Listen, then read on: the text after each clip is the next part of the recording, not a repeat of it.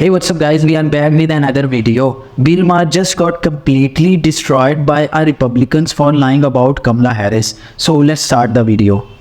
But you support Trump's policies? I said no mostly. Right. I think moving. But you'd consider voting for him absent January 6th? No. Right. So, well, consider yes. If he conceded elections, he would not be the boogeyman that he is. He would just not be the villain he is. That's the main thing. He politicizes the Justice Department, and he does not concede elections. These are two very new things. Now, you can carp all very you old want, things. and you can what about the bullshit about, well, the Democrats say that he wasn't a legitimate president. That's different than actually trying to stay in office. That's political commentator and liberal broken clock Bill Maher, proving once again that no matter how many revelations he has about progressives, he'll never get over his case of Trump derangement syndrome. Welcome to Nurk News, I'm Nurkish, and it looks like that for every step Maher takes in the right direction, he inevitably has to take 10 steps back when his TDS kicks in. Here he is, getting upset and in disbelief because the editor-in-chief of the National Review doesn't want Trump to lose the election. You really want Trump to lose this election, right?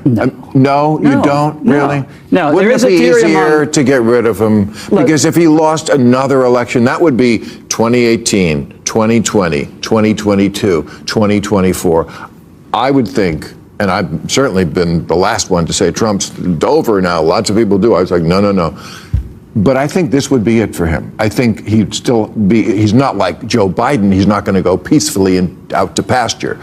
But Republicans will have had enough of Trump, not of Trumpism, but of Trump, and you'd be done with all that chaos. You can't be certain of that, Bill. The one thing that's certain, if he loses, Kamala Harris will be president of the United States. And I wholly oppose almost every single one of her positions. I think she's a vacuous opportunist. I totally reject the idea that in the space of 48 hours, she went from a subpar vice president, everyone recognized as such, all of a sudden to the second coming of Barack Obama. It is preposterous. Did you catch Bill saying which one when his guest was saying he doesn't agree with Harris's policies? Like it was some sort of gotcha or something? You know, maybe it'd be better to ask that question to Harris because she can't seem to decide which one of her own policies she supports or opposes anymore, which is probably due to the fact that she's a notorious liar who most recently participated in one of the most blatant cover-ups in American politics. But of course, none of that matters to Bill because he's only concerned with winning and supporting his team, regardless of whoever they mandate as their party's nominee. He should not have debated Biden that early.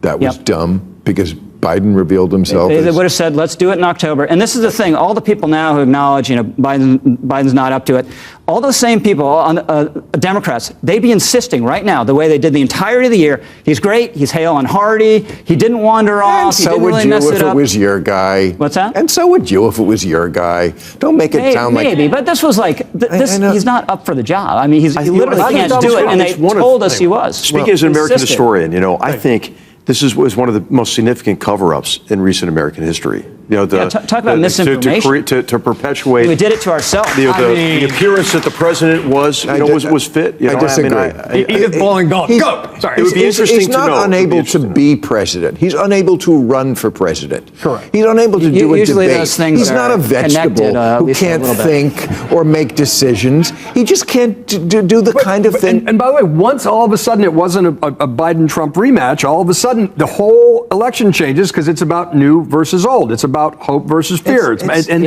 energizing Trump people. needs to connect her to the current administration, which has disastrous approval ratings, and say, you're the unacceptable status quo, not the future. I really wish that guy hadn't cut Maher off there, because I would have loved to hear him finish explaining why Biden isn't fit to run for president, but is apparently fit enough to remain president. Maybe he needs to review the Maher report again in light of recent events, because that thing is pretty damning. I mean, let's not forget that there's stuff in there about how he didn't remember if he was still vice president. So guys, that's it for today's video. Bill Maher tried to spin the truth, but it did not end well for him. What do you think? Please drop your thoughts in the comments. Thanks for watching the video, and please don't forget to like, share and subscribe for more videos.